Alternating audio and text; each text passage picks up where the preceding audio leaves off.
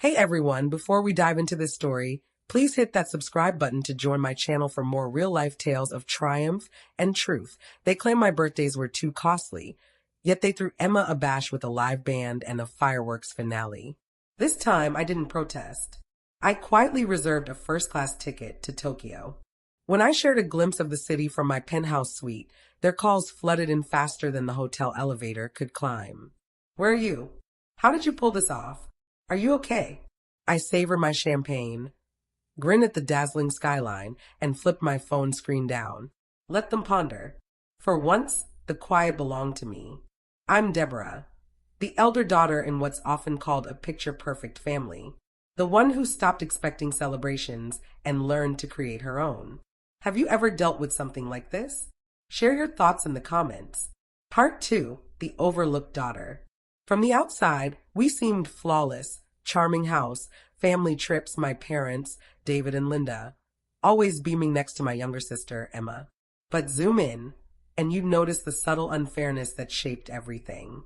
For Emma's 10th birthday, she got a princess-themed extravaganza, bouncy castle, magician, professional photos.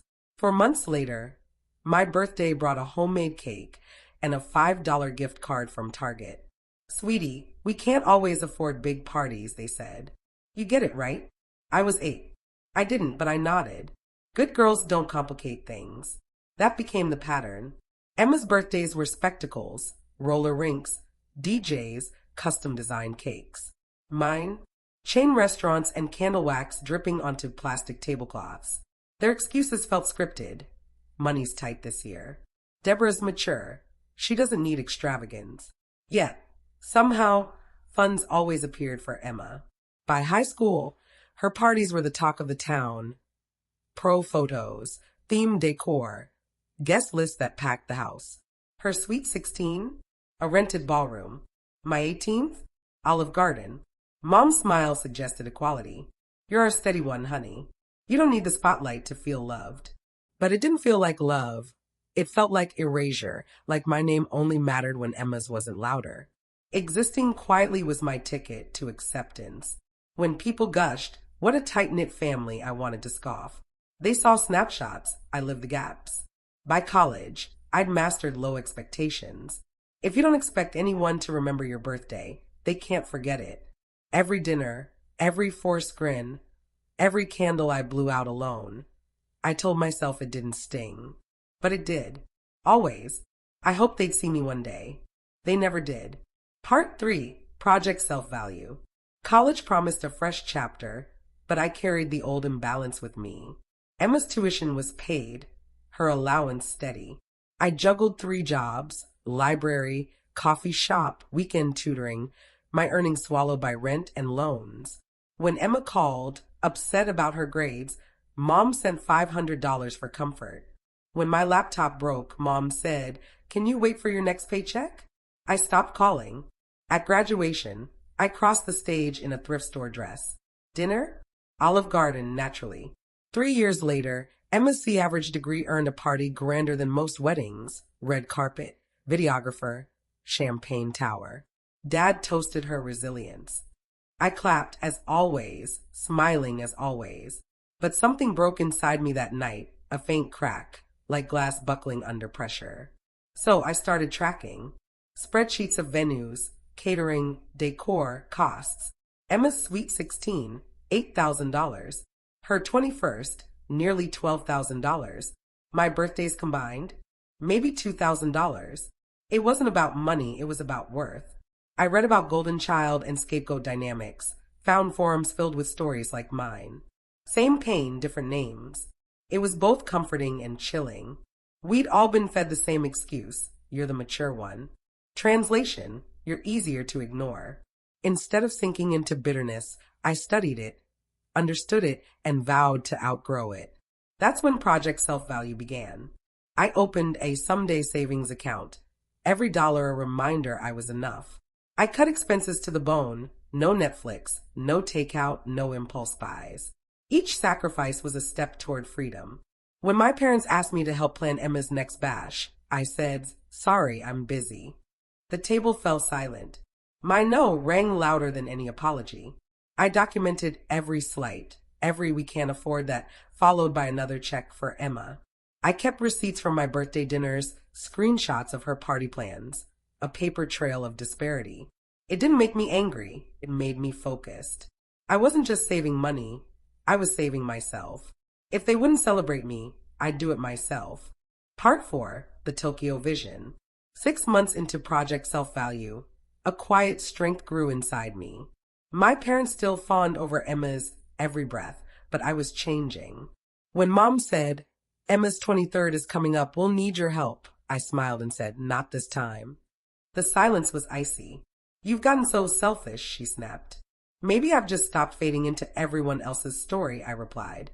They didn't know how to respond. Then came Emma's invitations, gold foil, custom calligraphy. Themed Emma through the ages. A decade of favoritism wrapped in nostalgia. I helped when asked, cutting ribbons, carrying boxes, because refusing outright would have tipped my hand. But while they fussed over flowers and champagne, I tallied costs. The florist bill alone outstripped 3 of my birthdays. At her party, the mansion sparkled, chandeliers, string quartet, a photographer freezing every moment. Mom's toast brought tears. Dad called Emma our sunshine. I stood on the sidelines, the music pulsing like a memory I'd never claim. Every laugh, every camera flash, felt like proof I'd been written out of my own narrative. "You must be so proud of your sister," people said.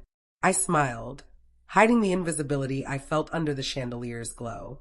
That night, at my assigned table, not the family one, I watched through the lens of 26 overlooked candles. That's when Tokyo became more than a trip. It became a declaration, a quiet rebellion they couldn't miss. I didn't want revenge that destroyed. I wanted one that rebuilt me. Every flight, every meal, every sunrise would scream what I couldn't say. I'm worth celebrating. For a year, I lived frugally. No coffee runs, no vacations, no splurges. I worked late, took freelance gigs, saved every penny. When coworkers asked why, I said, "I'm building something." They assumed a business. By month 12, I'd saved enough to reclaim my worth. Flights, hotels, experiences planned with precision. I skipped family dinners, ignored group texts. My absence went unnoticed until I requested 2 weeks off for Japan, starting on my birthday. "You've earned it," my manager said, not knowing how deeply true that was. The night before I left, Emma asked for help picking a dress for her next Hollywood glamour bash. "Sorry, I'll be busy," I said. She frowned. "Doing what?" "Something new." She laughed, thinking it was a joke. But this time, I held the punchline. They'd never see it coming, but they'd see it all. Part 5. The photo that shattered the quiet. The flight to Tokyo felt like stepping into a life that finally fit. First class seat, champagne, my name spoken with care. When I landed, the city shimmered as if it had been waiting. My 40th floor suite overlooked a skyline of light. The bed was soft, the silence earned. Everything whispered, "You did this." That morning, I posted a single photo. Champagne glass, Tokyo's glow in the background. Caption, 26 feels incredible. Hashtag Tokyo vibes, hashtag worth the wait. 9 hours later, my phone erupted. 47 missed calls, hundreds of texts. "Mom, Dad, Emma, where are you? How did you afford this? Are you in trouble?" I wasn't. For once they were. Their perfect narrative was fracturing. Aunt Carol commented, "Deborah's in Tokyo? I thought she didn't like big celebrations." Uncle Tom replied, "Maybe she never got the chance." The family chat imploded.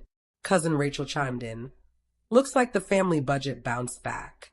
Mom's friend Patricia added, "Linda, didn't you say Deborah liked low-key birthdays?" The comments piled up like unclaimed receipts. Each ping felt like a tiny victory. Years of silence finally speaking. I didn't respond. I didn't need to. Emma called 12 times before I picked up. "Deborah, what are you doing?" "Celebrating in Tokyo." "You noticed." Her voice wavered. "Everyone's talking. You're embarrassing Mom." "I'm embarrassing her by living happily?" I asked. "By making it clear?" "Making what clear?" she whispered. "That things were never equal. There it was, the truth, fragile and raw." "You're being selfish," she said. "My party's in 2 weeks." Maybe it's time you know what second place feels like, I replied. Click. Mom called next. Deborah Elizabeth, call me now. I'm on the phone, Mom. What are you doing? Flying to Japan alone. Do you know how this looks? Freeing, I said. Are you in debt? Did someone give you money? Yes, me. Her voice broke. This isn't you. No, Mom. This is the me you never saw. I hung up, opened the curtains, and let Tokyo flood the room like light through crystal. The city didn't need permission to shine. Neither did I. I felt seen, even if only by myself. I blocked them on Instagram and gazed at the endless, vibrant city below. For once, I wasn't an afterthought in someone else's tale. I was the story, and I owed no one an explanation. Their silence wasn't mine to bear anymore. Part 6. Peace, Forgiveness, and Freedom. Returning home, everything felt smaller. My apartment, my worries, even the memories that once weighed me down. Tokyo didn't change my family, it changed me. 3 days later, Emma texted, "Can we talk? Really talk?" When she arrived, she looked drained, the kind of tired that comes from realizing you've been favored for the wrong reasons. She sat at my table and cried. I canceled my party, she said. I couldn't celebrate knowing things weren't fair. I didn't know what to say. Then she whispered, "I never questioned why you got less." I didn't want to see it. That hurt, but it was honest. We talked for hours about birthdays, college, money, silence, about how love isn't love if it ranks people. For the first time, I saw Emma as human, not the golden child, not the enemy, just someone shaped by the same skewed system. Mom and Dad called later, wanting to mend things. I didn't need mending anymore. For my 27th birthday, they threw a modest party, music, laughter, a real cake. No comparisons. But Tokyo remained my favorite, the year I stopped waiting for permission, the year I didn't need others to validate my worth. Sometimes the best revenge isn't loud, it's peace, joy without justification, knowing love doesn't need to be earned. If you've ever felt invisible, share your story in the comments. You're not alone. Sometimes the best revenge is living beautifully and letting go. If this resonated, like and share it with someone who needs it today.